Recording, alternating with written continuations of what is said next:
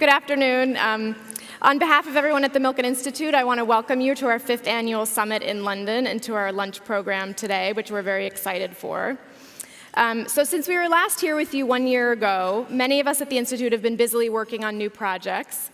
Last spring, we formalized our work in philanthropy by establishing a new center that works with leading families from all over the world on their philanthropic strategies. At the moment, the focus is on medical work, but we're going to be expanding into other areas really shortly. So we have ongoing projects right now in Alzheimer's disease, bipolar disorder, and brain cancer, with more coming down the pike as we speak. Also, continuing on our Africa work, this past July, we held a series of meetings during the U.S. administration's historic visit to Kenya. The meetings were focused on scaling investment into Africa, and we had participation from the U.S. Secretary of Commerce, Penny Pritzker, one of the Kenyan cabinet secretaries, and a number of other high-profile leaders. Mobile technology has really changed the nature of how people live in Africa and elsewhere, and we have added our voice to the mix in this area. This past year, we've authored pieces and have been educating investors and policymakers on digital payments and digital currencies, particularly focusing on the potential it has to broaden access to capital globally. And over the summer, our Faster Cures group in Washington, D.C. was instrumental in advancing the 21st Century Cures legislation. This was a capstone on years of work by Faster Cures, advocating for the need for patient perspectives from everything to drive research efforts and drug development in healthcare. So all of these accomplishments over the last year are examples of our broader ambition and the reason why gatherings like today are so important to us. Our events, whether they are large conferences or small meetings of influential leaders, are the platforms for the ideas that eventually shape policy and inform philanthropy. Our regional summits provide ongoing contact between industry leaders who otherwise may never intersect, but who undoubtedly benefit from coming together and looking at the world differently. And all of this work would not be possible without the ongoing support of our strategic partners and sponsors, many of whom contributed substantively to the panel discussions today and will for the afternoon. Please join me in thanking them.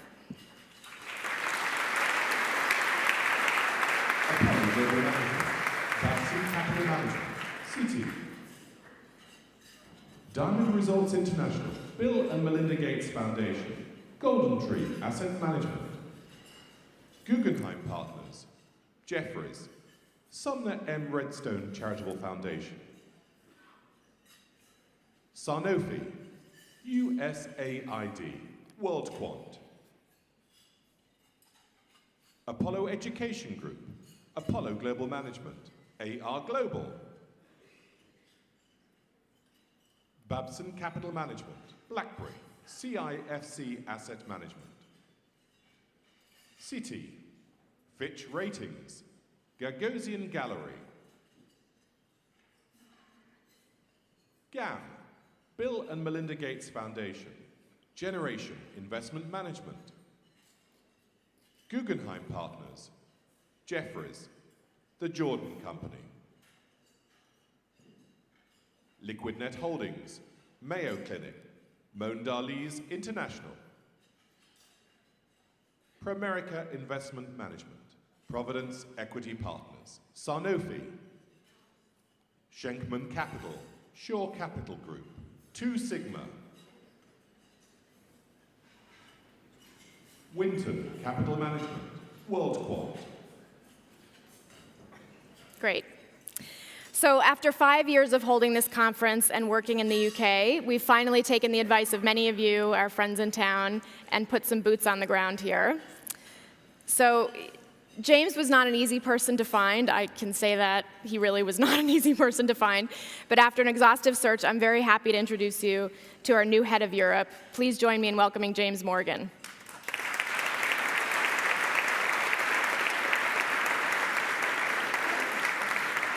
So James will be overseeing the development of our broader strategy here, including evaluating opportunities for new research projects and assembling a team of European-based fellows.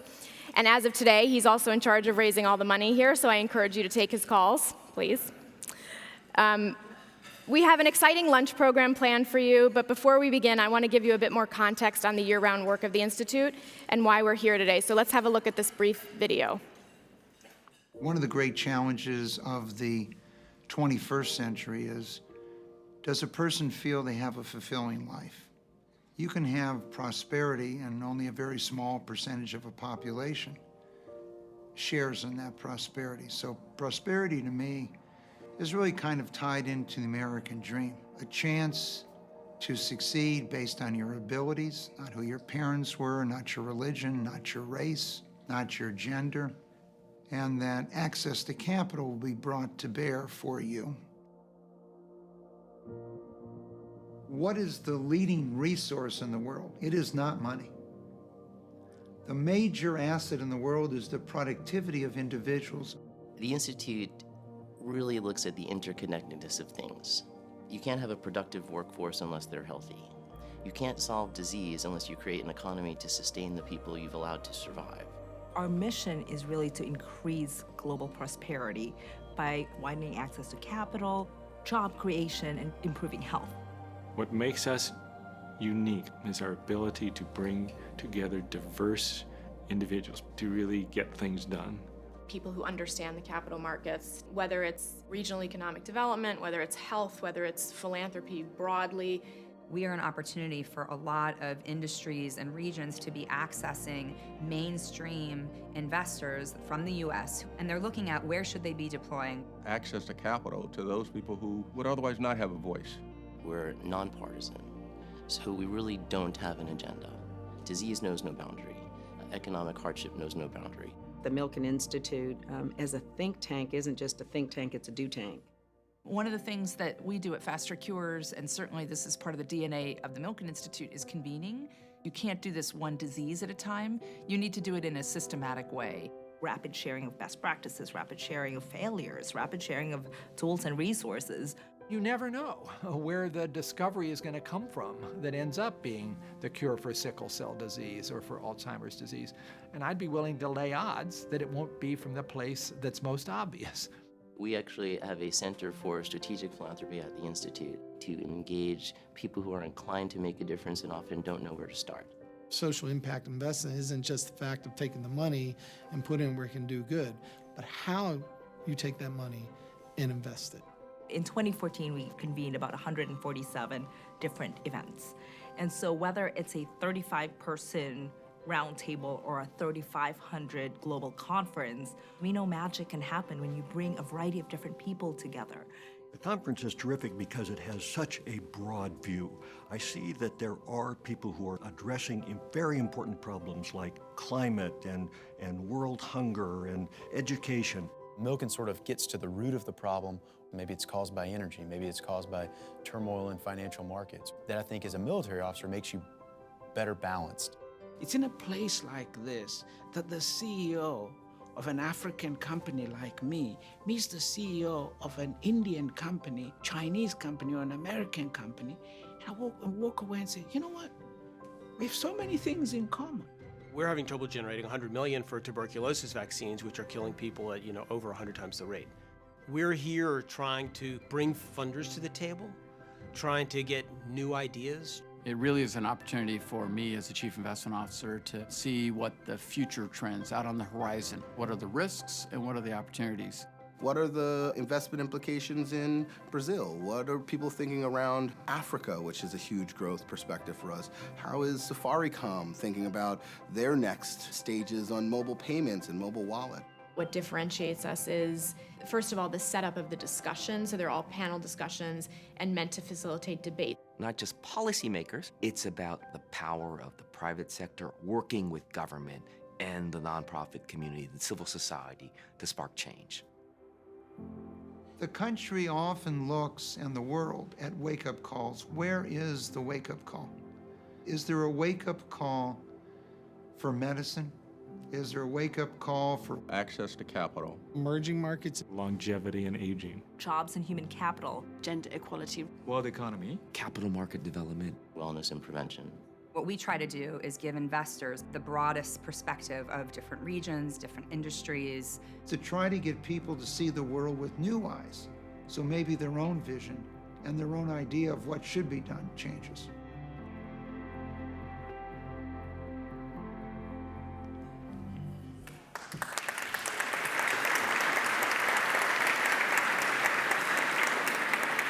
So just a brief housekeeping note, we have Milken Institute bags, conference bags, with some collateral and goodies in there for you that I think people have missed, so we're actually going to have them outside the ballroom, so when you exit after lunch, please feel free to pick up your bag and take it home. Okay, now it's my pleasure, we're going to start the panel, it's my pleasure to introduce Mariette DiChristina, who is Editor-in-Chief and Senior Vice President of Scientific American. She's the moderator of our lunch session today. Mariette has been a science journalist for more than 20 years and is the first woman to hold the top post in the 170-year history of the magazine. Under her leadership, Scientific American has received many awards, including a National Magazine Award for General Excellence, the equivalent of the Oscar for Best Picture for the magazine world. Please welcome our panel on the future of humankind.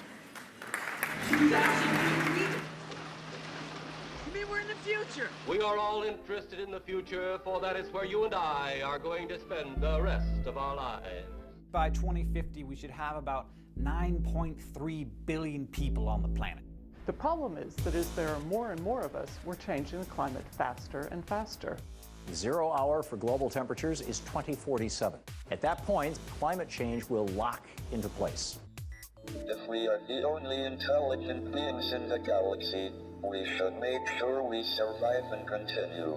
Geneticist Richard Coffin thinks if we could get rid of all aging processes and repair cellular damage, humans could live up to 1,000 years. The most significant revolution of our lifetime will be the creation of the ageless society. Aging is no longer inevitable. I'm ready to take on the world!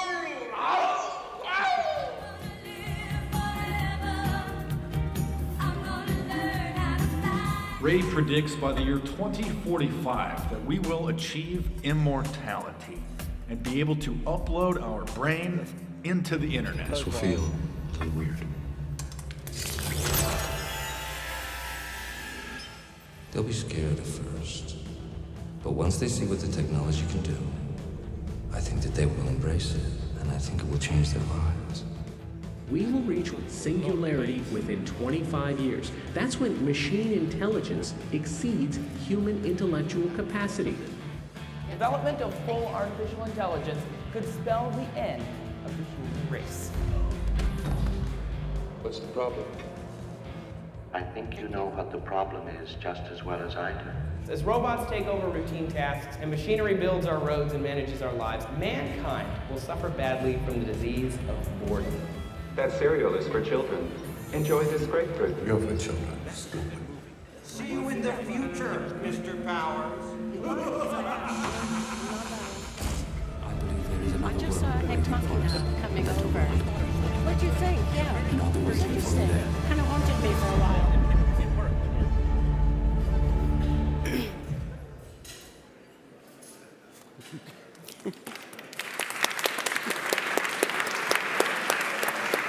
Thank you.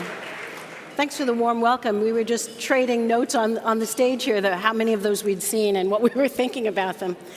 So yes, I'm Mariette DiChristina, Editor-in-Chief of Scientific American, and I feel really privileged and really honored to be ready to have this conversation on the future of humankind, which somehow, we're going to look at technologies today and how they're pointing us forward. We're going to look at some fantastic possibilities for humanity, some maybe less possible, but I think on stage we're feeling a little bit inspired by it and very encouraged by it. And I think we're going to do all of these things within an hour without the use of a time machine. So I'm looking forward to that. So at my right here is Peter Schwartz. He is Senior Vice President and Global Government Relations and Strategic Planner for Salesforce. And among so many things, sits on the boards of the Long Now Foundation, Enterprise Council in Singapore, and many other places. And we will be benefiting from your experience in just a minute. Thank you. Next to him is Lord Matt Ridley, who is journalist and author, member of the House of Lords. He is an author of several science books that have sold more than 1 million copies. Looking forward to hearing more about that. And to his to right, your left, is Martin Rees, who is Astronomer Royal, author of Our Final Hour, A Scientist Warring, and also a member of the House of Lords. So welcome, gentlemen, and looking forward to it. Let's set the stage with today's technologies, some of which, by the way, even in those movies that look so fantastic, are actually true today. And toward that end, I have with me an article. This is from Science magazine from 1960, and I just want to read one little quote from it. It says, "It is my this is by a computer scientist named Norbert Wiener, maybe you've heard of. It is my thesis that machines can and do transcend some of the limitations of their designers, and that in doing so, they may be both effective and dangerous." That seems like a good segue to turn to some discussion of what it looks like today with AI and robotics. And I think, Peter, you had a few thoughts about those. Sure. I think there's a lot of, how shall we say, scaremongering about artificial intelligence. I'm not particularly worried. Actually, as I said to you before, I'm more worried about artificial stupidity than artificial intelligence. I imagine the very smart car that one day I'm running around in and says, "No, I won't stop at McDonald's. It's not good for you."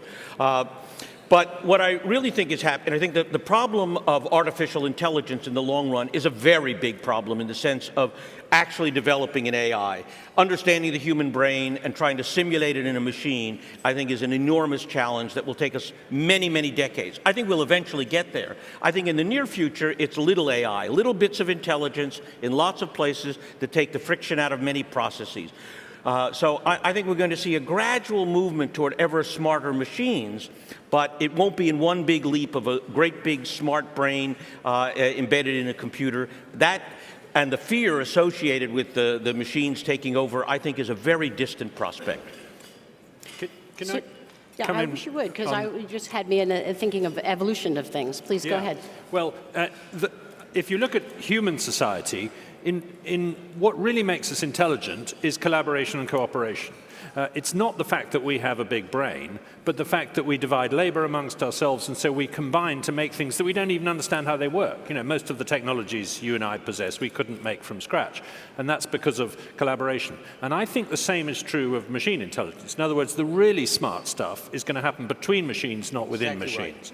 I think the sort of network effect. So the internet is AI to me, and I think there are things coming on the internet that are going to boggle our mind in the next generation and may be scary, but probably won't be. And so an example of that would be the blockchain technology behind Bitcoin. I don't think Bitcoin itself is the replacement for currencies, but I think the blockchain technology, which disintermediates commerce in an interesting way and enables smart contracts, might do lawyers and accountants out of a job in a way that machines did. Not a bad outcome. Which is not a bad outcome. Yeah. Maybe that's not popular in this room. Yes. Yes. Well, just to add to that, of course, we know that in the short term, certain kinds of jobs have been made obsolete, but we know also that many skilled jobs like medical diagnosis and surgery will be taken over by machines. But I think the important point is it's going to be a social problem to ensure that funds are redistributed so that we can maintain enough people in dignified employments, being carers, gardeners, and plumbers and jobs like that, which will actually be harder to automate than many white-collar occupations. So you suggest something that when I was at the summer Davos meeting, somebody called the empathy economy, and maybe this is a good role for humans going forward. Yeah, that's right. It's a good analogy, yes. Yeah. So just bridging on to that, I'd like to do just a quick poll with the audience along the lines of AI, just very quickly, because something you just said about diagnoses of patients. One of the things that's interesting, today's emerging technology is the IBM Watson is being used for diagnoses of patients, was used to forecast a bit about how Ebola was traversing through Africa. And a poll question, I just have a couple of quick questions. If an AI were diagnosing you, would you feel better with a human doctor or an AI? Raise your hand if you feel better getting a diagnosis from a human doctor. Interesting. And how about AI? There's about half and half hands up, which is really interesting to me. Yeah. So let's keep on the theme of medical for just another minute. Another thing that really is emerging right now is the precise gene editing technologies, called CRISPR-Cas9. This is the idea of being able to precisely swap out a particular gene or set of genes at a target area. And that already is showing us some interesting things today. Yeah, I think this is one of the most important recent scientific discoveries and technologies, basically the ability to edit genes. The first thing we're going to do with it is eliminate bad genes, things that would otherwise produce predictable diseases. I think that'll be the very first thing. But before too long, we're going to start making enhanced human beings, people who are smarter, stronger, longer lived, basically healthier. And I think well before the end of this century, we're going to be facing the question of whether we actually have a new species on the planet of enhanced human beings who will have very long lifespans. You know, I have a 25-year-old son. It's not implausible that he has a lifespan measured in centuries. I think we'll have people who are stronger, physically more capable, but especially more empathetic, more intellectual, able to understand and comprehend human societies far more capably. So before the end of this century, I think we're going to have better people. I partly agree with Peter there, although I'm not convinced that people want better people. In other words, most people want to have kids like themselves. They don't really want to improve them in some... I wouldn't mind if my son were a hell of a lot better. Do you really think so, though? Do you really think so, Matt? Do you really think people... We've had the capability for years for people to go to Nobel Prize winner sperm banks and do IVF so they can get smarter kids. There's not much interest in that. So in a funny way, what the IVF technology was used for is to help people have their own kids, not to have better kids. The eugenic possibilities have always been there, actually, with old-fashioned technologies. But I think, I just taking off from what Peter said, we have increased human lifespan on average by about 30% in the last 50 years. And we are defeating premature mortality on a spectacular scale. And deaths from malaria have halved in this century. You know, we're getting rid of premature mortality around the world. And that's wonderful. But the funny thing is, we haven't pushed maximum lifespan at all. If you look at the number of people over 115 in the world, it's lower today than it was 20 years ago. And it's a tiny number of people. It's about 5 or 10 people. So I think we are hitting some kind of barrier where we don't seem to be able to push lifespan simply by dealing with premature mortality. CRISPR could change that, because we could come along and switch on the telomerase gene. Exactly. Michael Fossell has a book about this very recently, which would enable us to genuinely get rid of the chronic diseases of old age, things like Alzheimer's and heart disease and osteoporosis and so on. And then who knows where we could push lifespan to. And it won't be easy, and it's not going to come tomorrow, and I don't expect to benefit from it. But Peter's right. Our kids might be able to take a course of pills or injections in about 40 years' time that would enable them to freeze their age at that time. If they're, let's say they're 55 years old at that time, they could stay 55 for another 55 years. Now, it may not happen, and one would be wise not to predict it's going to happen, but it possibly could. Well, but look, you have there the kind of horizon doubling phenomenon. So if you manage to add another 50 years, well, biology continues to advance, and you may be able to buy another 50 years, and then you continue or get to younger again. Yes, and so, you know, it's that horizon doubling of living long enough to see the science advance. Yes. Yeah, Martin has some good reasons to live longer. Of course, the evangelist for all this is Ray Kurzweil, who takes dozens of pills every day and hopes to become immortal. But he's, of course, going to freeze his body and hope he can be revived. And I was once interviewed by a group in California called the Society for the Abolition of Involuntary Death. And these are people who go in for cryonics, etc. And I disappointed them because I said I'd rather end my days in an English churchyard than a Californian refrigerator. And they thought I was a real old-fashioned deathist who didn't want to live forever. But frankly, if people do live forever, this is going to cause amazing problems. And I personally think that many of these exciting developments in cyborg and biological modifications of humans will have their arena in space. By the end of a century, there'll be groups of people living away from the Earth, wild pioneers setting out to inhabit a new planet, and we wish them good luck in adapting themselves to a new environment, a very alien environment, and in a generation or two, they will have evolved into, as Peter says, a different species. So post-human evolution is going to start fastest away from the Earth, where the pressures are greater and where there are no ethical constraints on what happens. Peter, you're working on the 100-year spaceship as well, Starship, excuse me, to give those humans a place to go alongside. Yeah, I think, when we talk about the fate of humankind, I think there are two very, very, very different long-term futures. One where we're stuck in our solar system, and one where we break out.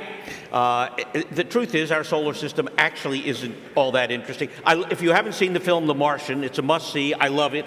But Mars is actually not that interesting, and the rest of them, except for a few moons of Saturn and Jupiter, not too great as places to go live. So if we really want to be a galactic civilization, we're going to have to go beyond our solar system. I published an essay on scenarios for the starships, and we actually launched a project called the 100-Year Starship Project to build a starship over the next century. And I think that's not an implausible goal, and to have humankind be able to break out of our solar system and actually become a galactic civilization over the next few centuries. I think that is not an implausible scenario. I'm not quite so optimistic about that happening as soon as Peter says, but if you ask what I think is going to happen in space, I think there'll be huge developments in robotics and miniaturization. The solar system will be explored by lots of miniature probes, far more sophisticated than the ones that just got to Pluto and the comet, because remember, they were based on 15-year-old technology. So we'll have lots of that. We'll have large robotic fabricators building huge structures in space, huge mirrors, solar energy collectors, and things like that. But, of course, as the robots get better, the practical case for sending people into space is going to get weaker all the time. And I think that people will only go into space as an adventure. And the people who go will be high-risk adventurers in the mold of the early explorers, or people like Ranulph Fiennes and people of that kind.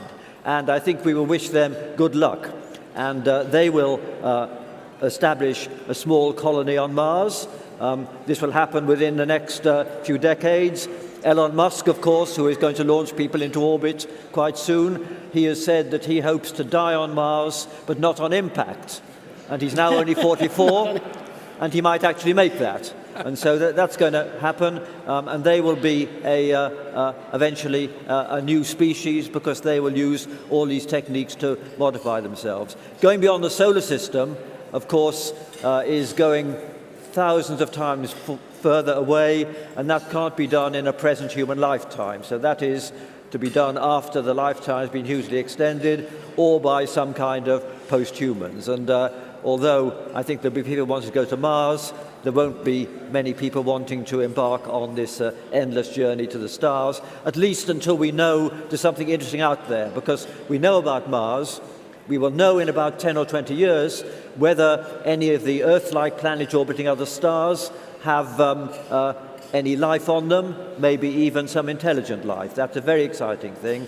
If we had evidence that some of them did, that would motivate the wish to go there ourselves. But until we have explored by remote control some of these distant planets, I think people won't want to go there. It's not often I find myself at the pessimistic end of the spectrum, but I'm not convinced that we will see necessarily a huge amount of human space travel, certainly beyond the solar system, and partly for the reasons Martin gives about the ability of robots to do it for us. But also, if you go back 50 years or 100 years and look at what people were forecasting for now, they completely underestimated the communications revolution, but they hugely overestimated what would happen to transport. So we were all going to have private gyrocopters, we were going to be traveling on supersonic planes, etc. In fact, unlike my grandparents, speed of transport hasn't changed much in my lifetime. In fact, it's gone backwards in terms of the amount of time you spend going around in a circle over southern England when you're trying to get to Heathrow. We can sometimes see technological advances grind to a halt for a while. And while we've lived through an incredible communications revolution in the last 50 years, we've lived through a pretty dismal transport revolution, with the exception of it getting cheaper. Well, look, I'm an astronautical engineer. And the reason is it's an energy problem. We haven't solved the fuels. We don't have a good way to get to orbit at low cost. We don't have a good way to move through the solar system. That is the big technological challenge, and I would agree. We don't have an easy and quick answer. But we are beginning to move, and I do agree with Martin to say, call it Earth orbit life. And I want to go. I expect to get out there before I die. And my two scenarios for getting into deep space, one is trillionaires in space, basically Elon Musk's grandchildren, Richard Branson's grandchildren. But the one you touched, if we actually do discover, and I'm sure there's life out there, I just don't know whether there's intelligent life anywhere in our neighborhood. It may have come and gone a billion years ago. But if we did discover it, unequivocally, the first people headed out will be the missionaries, bringing the word of God to the aliens, right? We're going to have to, and as we talked before, the only organization on Earth that's prepared to deal with an alien landing, of course, is the Vatican. And Martin is on the welcoming committee. That's right. There's a reception committee when they come. Yeah. So, all right, now, gentlemen, you've got us leaving the planet. Well, maybe a little concern from Matt there. Transhumanists, we've left our bodies behind. Can we come back a few decades, perhaps, and talk a little bit about what's it going to be like on Earth here in 100 years? So, for instance, let's start. What will we be eating? Will we be eating? How will we be eating them? And we have CRISPR gene technology to adjust some things in plants. What will that look like? Can you speculate a bit? The science of food is advancing rather dramatically. There's a brilliant little startup company in San Francisco called Hampton Creek, which is actually going deeply into the molecules of food, using big data to analyze different molecules and combine them in new ways to produce, things like eggless mayonnaise, very trivial example, but the point is we're getting at the root of the molecular structure of food, how it interacts with our bodies, and I think what we're going to see is much more sophisticated food on the one hand from a health point of view, but we're not going to see any end to the evolution of cuisine in that sense of enormous variety. Brian Eno once defined culture as all those things we don't have to do, right? We all have to eat, but we don't have to have haute cuisine. That's culture. And I think the culture of food will become ever more rich, ever more elaborate, ever more global. I think one of the really interesting things that's happening to food, I don't disagree with Peter, although there's a limit to how much people want to eat artificial food. Affluent people will still want things that look like foods they know for quite a while yet. And there will be, sort of organic and other fads will continue. But I think the really interesting thing that's happening is that we're decoupling food from the amount of land you need to grow it. Very important. And Jesse Orzabel at Rockefeller University is doing some fascinating calculations showing that even if we get to 9.5 billion people in the middle of the century, even if they have a greater appetite for meat than they do today, even if they're more affluent and are going to waste a bit more food, at the present rates of improvement of agricultural yields around the world, we will need less land than we need today. We will actually be able to release land for forests, for nature, for golf courses, for residents, etc. And in fact, we can already do that. And you see that happening in parts of the West at the moment. New England used to be 70% farmland, it's now 70% forest. The reason it's not happening at a faster rate at the moment is because for the last 5 or 10 years, we've been putting 5% of the world's food crop into growing motor fuel through the bioethanol and biodiesel programs, which I think are very stupid programs and are going and taking us in the wrong direction.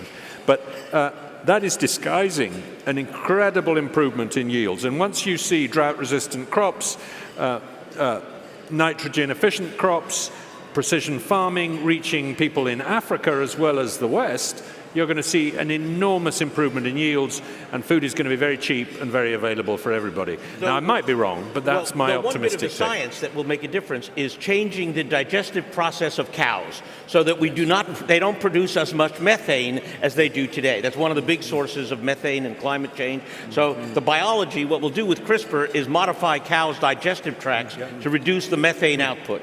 and modify pigs so that they're more efficient in their digestion of phosphorus, for example. Yes. I share the optimism about biotech for food production and for health, but I do worry very much about the downside, because there's a scope for misuse. We have CRISPR. We've also had in the last couple of years so-called gain-of-function experiments making the influenza virus more virulent and more transmissible. And the US federal government stopped funding those experiments a year ago because of the downside, a downside of two kinds.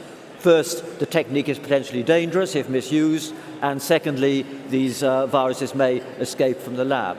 And I worry very much about the misuse of biotech. The problem is that it's not possible to make a clandestine H-bomb in your garage, but biohacking is almost a hobby, and there'll be millions of people who are experts in biohacking. We can't monitor them all, and only a few of them could be very dangerous if they could create some sort of virus which spread and did damage to plants or even to human beings.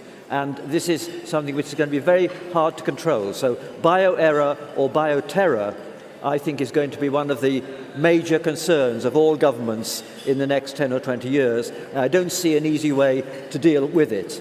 I think my worst nightmare is not organized terrorist groups, because bio warfare is not used by government organized groups because it's so unpredictable.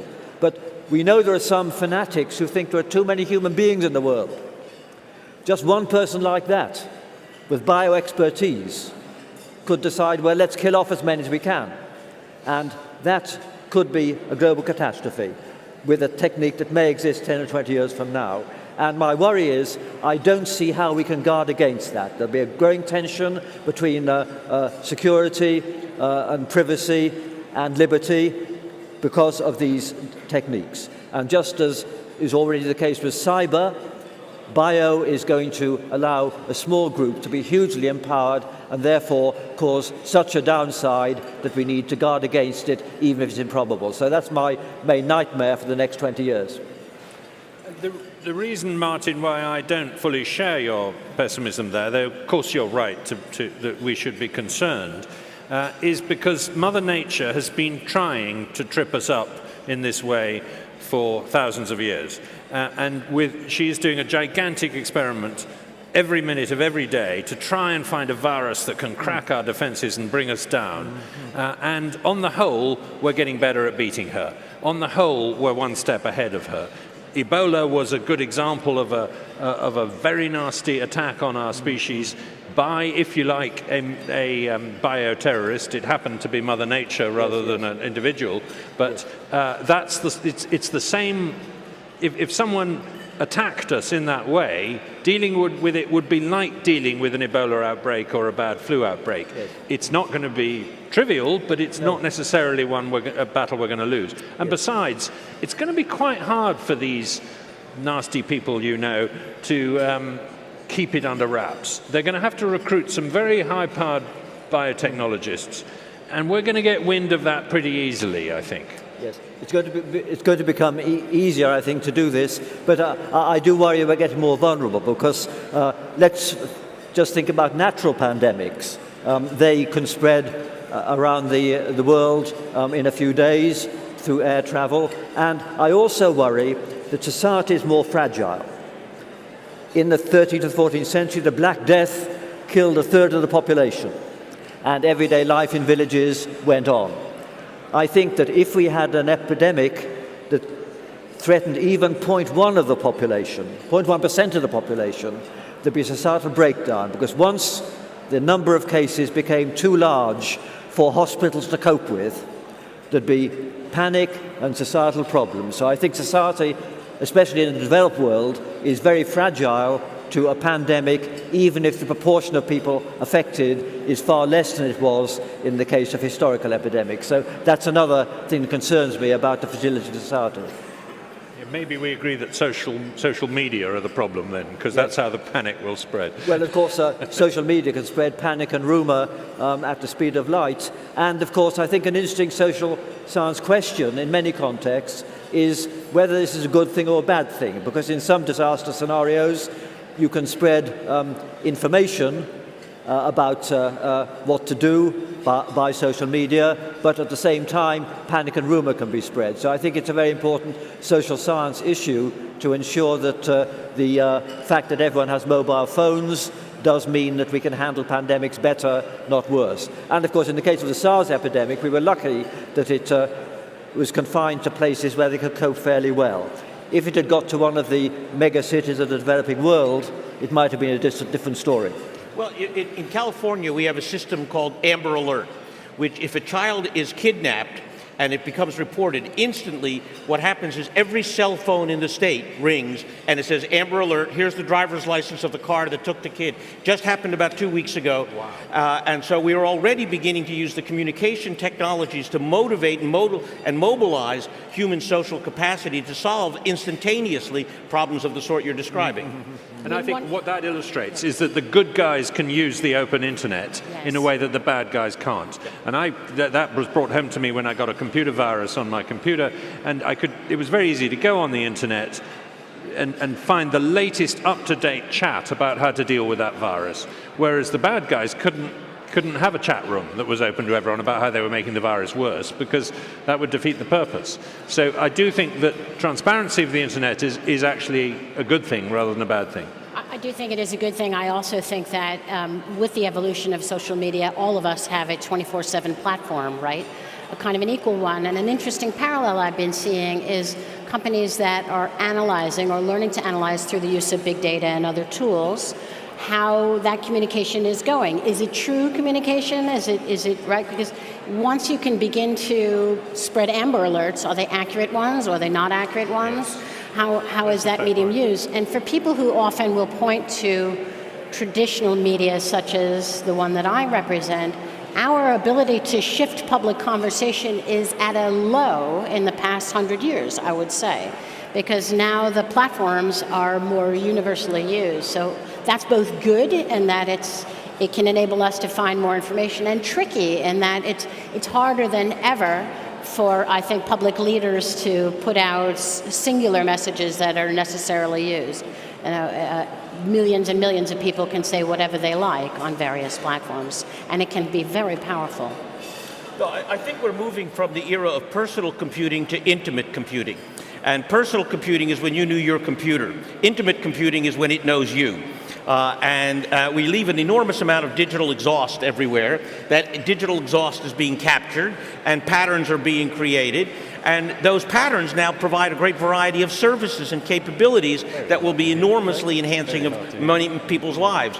That is, everywhere we go, our devices will identify ourselves to our context. That context will provide a great variety of services and capabilities, so we will live in an informationally rich environment enabled by that context and made possible by all that digital exhaust we live everywhere behind us. Let's talk just a little bit about, so these are interesting themes that we have been speaking about, that of communication, that of collaboration through these tools, that of this our digital information. One of the ways we haven't touched on yet is using that distributed information to manipulate the world around us, such as distributed manufacturing, additive manufacturing. How does that look in the next few decades?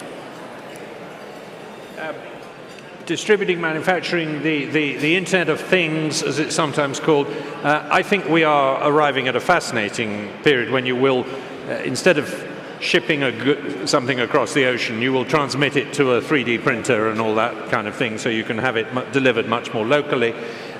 We will export bits rather than objects in an interesting way. There's a limit to how far that will go. And I don't think it will completely transform everything. And obviously there are some things like Scotch whiskey that you won't be able to transmit down a phone line. I hope, well, maybe you can once you've got the recipe. There's a wonderful example. A good friend of mine is a woman named Ping Fu. And Ping built one of the most advanced 3D printers. She was Chinese emigre, brilliant woman, MIT graduate, and she came to visit recently. She's a very fashionable woman, very well dressed, and she was wearing a lovely outfit and a pair of shoes she had printed that morning. The shoes fit her perfectly, of course, because they were digital scan of her foot. The colors matched what she was wearing perfectly because she knew what she was going to wear. The design was perfect. There is already a shop in Singapore, in the Ion Shopping Center, where you can walk in, they'll scan your foot and have your shoes ready in an hour, custom shoes, whatever color you want. Now, half the shopping malls in the world, half the stores in shopping malls are women's shoe stores, right? We guys, we have maybe 5-10 pairs of shoes. My wife has the Imelda Marcos Memorial Wall of shoes. And shoes seem to be a desire of every woman on the planet. So when you think about that banal product being able to be made at the local copy shop, right? You scan your foot, you pick out your design, and you go down and you pick up your shoes in an hour. That's a very different kind of manufacturing and distribution system than we've ever experienced before. There's another... Sorry, I'll let you in. Well, just to say, I mean, obviously there's a possibility of everyone being able to produce whatever they want, really, but I think we do have to worry in this context about the capacity of the Earth's resources. I mean, I on the whole agree with Matt that people shouldn't be over-concerned about feeding the world, but obviously there are many things which we can't provide for everyone without catastrophe. We can't all fly around in private planes, we can't all have beachfront properties and all these things. So I think there's an issue about what are the kind of things we can provide for everyone, and which are the ones which will inherently be scarce because of the limits of resources and the space on the Earth. It's a fair point that Martin makes, but I would respond to it by saying how wonderful that we're talking about the problems of abundance rather than the problems of hunger and misery. I mean, last week the World Bank announced that for the first time the number of people living in extreme poverty, that is $1.25 a day or less, had fallen below 10% of the world population. Now, when I was born, it was about 80%. That's an amazing, it's not all my achievement, by the way, but anyway, it's an amazing change that we've seen in our lifetime in terms of poverty. Now, that's an appallingly low level of poverty, and there's a lot of poverty above that, and there's a lot of hunger and malnutrition, etc. But we really are marching against those problems in the most spectacular way at the moment. And in the West, we tend to overlook how good the last 7 or 8 years have been, because they haven't been great in the West. For the West, countries like Italy have stood still in terms of standard of living, whereas if you look at a country like Mozambique, in the last 7 or 8 years, the standard of living has almost doubled. So it's the poor getting richer much faster than the rich getting richer at the moment, which leads eventually to Martin's problems that people even in Mozambique will want beachfront property and private planes. And we will then have a real problem, you're right. But at least it's a good problem to have. Just one thing on the internet and distributed information. Of course, the really important thing is that people can send ideas to each other. And most new technologies, most new ideas come about by the combination of two existing ideas. My favorite example is a thing called the pill camera, which came about after a conversation between a gastroenterologist and a guided missile designer. But one of the neat things that's happening today is that the Western world isn't having to do the heavy lifting of all the innovation. Take the electronic cigarette, for example, the vaping machine, which is a wonderful invention that is going to transform the health outcomes all across the world, I think. That was invented in China. So we're going to see more and more things coming from China and India and Africa that we can use, but we won't have invented. And that's unusual. The West has, on the whole, invented the new ideas and exported them to the rest of the world. That's changing fast. Well, in fact, I think Wikipedia is the most important anti-poverty tool we've ever invented. All the world's knowledge is instantly available to any kid on the planet with a smartphone, and now suddenly, and it's up to date in the last second, and all that knowledge used to be hoarded. It's now ubiquitous everywhere. We live in this knowledge world, and I think that was such a fundamental game changer, the combination of the internet with Wikipedia providing access to all the world's knowledge instantaneously. That is a platform for wealth creation. So I don't mean this to be a Luddite question, but it's true about the power of the internet in your smartphone. It's true about the connection. But a study, I think it was out of the Santa Fe Institute, also showed that it's true that the more you condense humans, the more you put us close to each other, the more the ideas come out. So how are we? Cities. Yeah, cities. Yeah, exactly. Jeffrey West's study. Jeffrey West. That's Right. exactly who I'm thinking of. Is Jeffrey West. So, is it enough?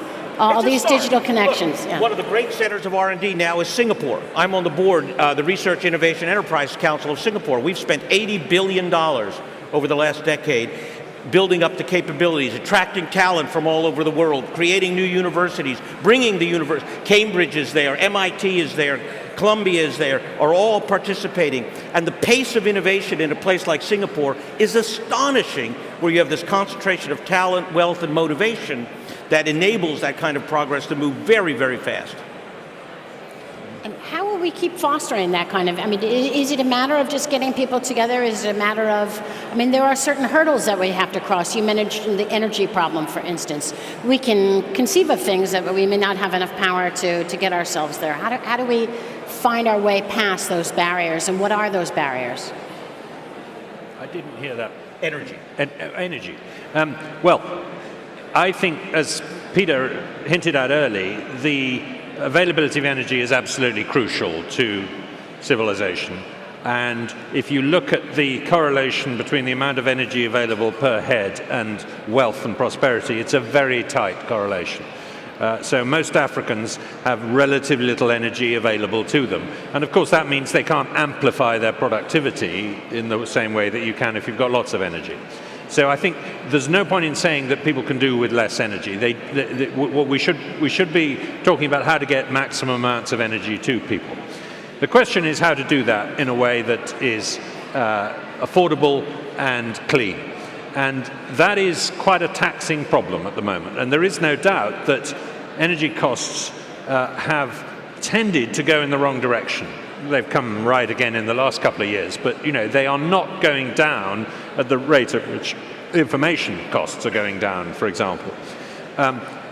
It's not a problem of there not being enough energy.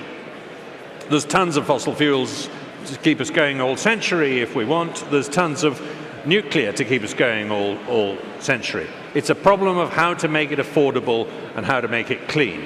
And we need to work on that comprehensively. I think solar has a role, but probably a relatively niche role. I mean, it's still less than 1% of global primary energy. So, it isn't the answer yet, but in certain areas, in certain sunny climates, it's going to play a role.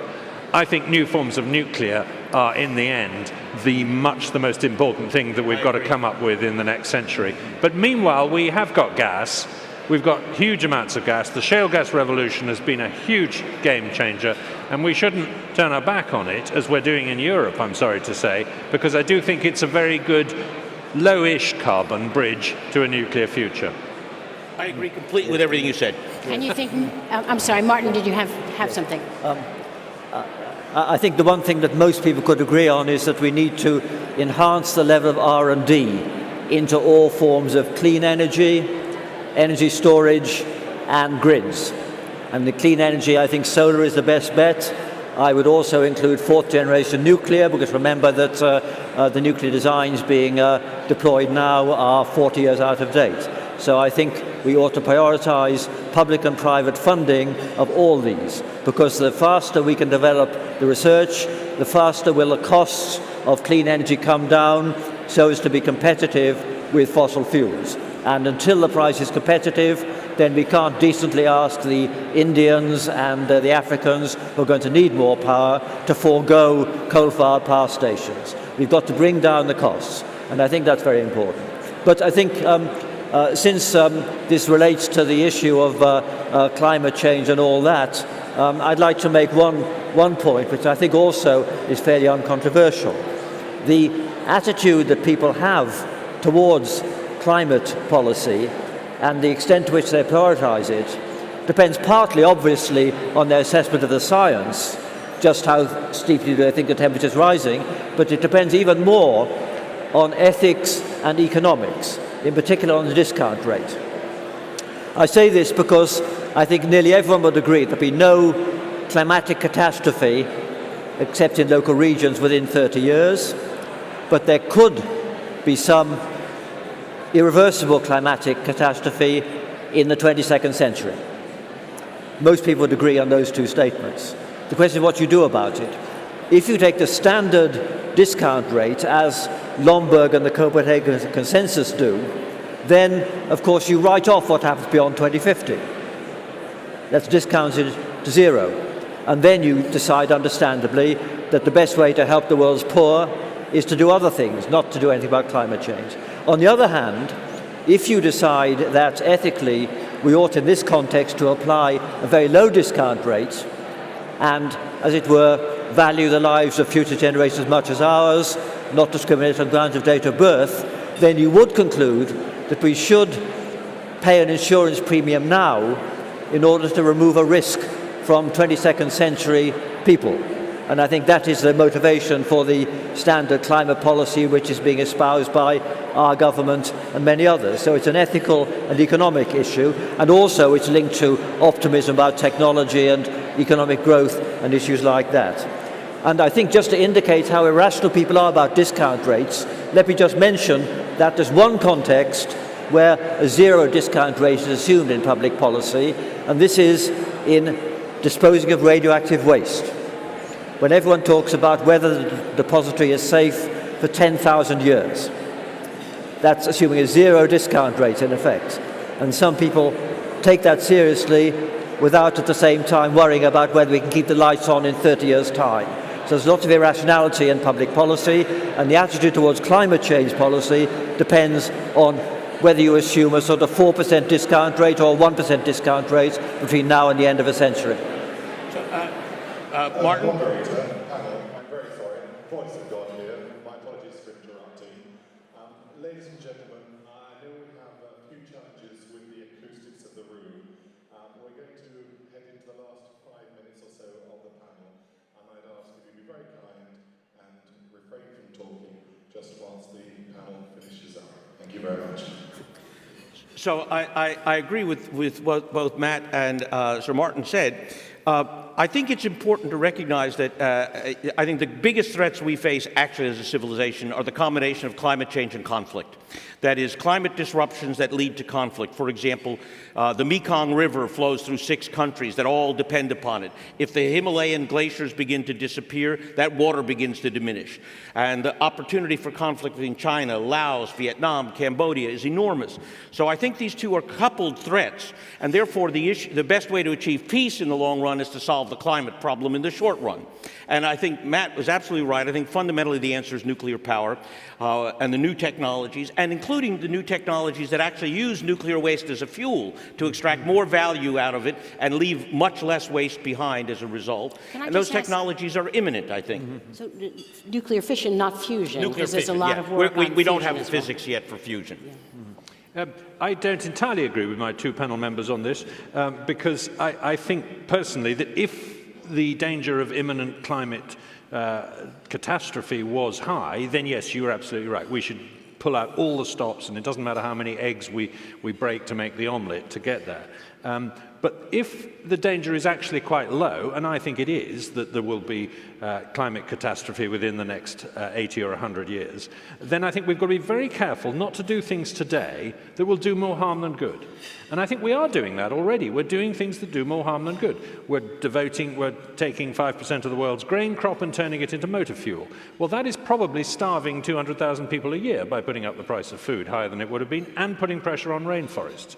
We're denying cheap power to the 1 billion people in the world who haven't got electricity. Not completely denying it, but we're against doing it too much. So I think we've got to be very careful that we don't cut off our nose to spite our face, because after all, the people who are paying the price today for these policies are much poorer than the people who will benefit in 2 or 3 generations' time if you take all the models, assumptions that are used by the IPCC for how incomes are going to grow. You can't be sure of that. No, I can't. But the IPCC, but if we're not, if they're poorer, then we definitely haven't got a problem, because we definitely won't be using as much energy. That's the irony of that position. So that, I think, answers your discount rate point to some extent. So I think during this panel, we've gone beyond the planet. We've gone into interstellar. We've come back to the planet, and we seem to be ending in a place that's sort of very, very near term. And maybe with, I think we only have a couple minutes left to go here, maybe a good thing to leave everybody listening with is if the folks in there, there's a lot of power in this room in various ways. People have great expertise in finance and other areas of innovation. If there was something to get to that brighter future, to get to that future where humans are living in inventive lives, doing a meaningful work, traveling wherever it is, around the planet or through areas of the galaxy, if you could give some advice, each of you, to the folks who are listening, one suggestion of something people could actively do toward a better future for humanity, what would it be? Could you do that in a short bit? Okay. Yes, it's a challenge. Yes. Go ahead, Martin. Well, as I said, small minorities are greatly empowered to cause damage. I think the crucial political challenge is to minimize the number of embittered people who are likely to take advantage of that technology to damage us all. And this clearly requires, above all, reduction of inequalities both within countries and between countries, and prioritizing the kind of technologies in education, IT and health, which make life better for people, so as to reduce the causes of embitterment. Because if there are such causes, then the capacity of embittered people to damage the rest of us is getting ever greater. I would say that the one thing we need to do is unleash innovation, to do as much as we can to encourage innovation, because it's nearly always delivered benefits, and it will continue to do so. And there are all sorts of things that could be delivering benefits today that are not being, and what's standing in the way, particularly in Europe at the moment, is the overzealous application of something called the precautionary principle. I won't go into details, but that's my number one bugbear at the moment. Well, I would agree, and the thing that would make that possible, I believe, is to make basically electricity and connectivity a human right. That is, make everybody on the planet connected, and everybody with enough electricity to use that connection. If everybody has that connection, and everybody is enabled with that, then knowledge will spread, innovation will spread, and I believe that will be the foundation of actually a sustainable, prosperous civilization. So you've given us all a lot to think about. Thank you, gentlemen. And I mean, I especially like this ending. A way to get a knowledgeable and prosperous civilization through striving for equality, through making sure that we've unleashed innovation, and through connectivity and electricity for all. That sounds awfully wonderful to me. I want to thank you all for a very thoughtful conversation, and thank you all for listening.